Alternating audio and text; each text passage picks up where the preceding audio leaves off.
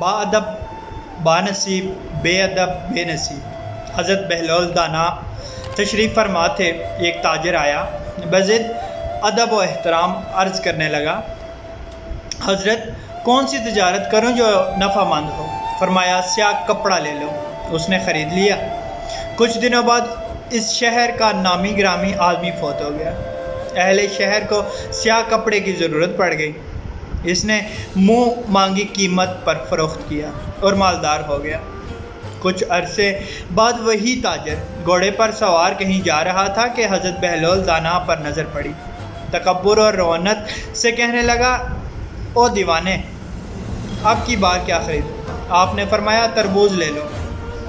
उसने दस्तयाब सारे तरबूज ले लिए। कोई सौदागर न मिला। वो एक हफ्ते में सारे के सारे ख़राब हो गए और वो पाई पाई का मोहताज हो गया। इस बेकसी के आलम में उसका सामना हज़रत बहलौल दाना से हो गया।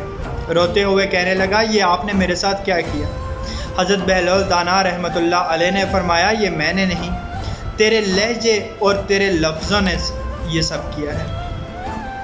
जब तू अदब से आया तो माला माल हो गया और जब बेअदब बनकर आया तो कंगाल हो गया। अदब पहला करीना है मोहब्बत के करीनों में। अल्लाह पाक आसानियाँ हासिल और तक़सीम करने की तौफ़ीक़ अता फ़रमाए। आमीन। जज़ाकल्लाह।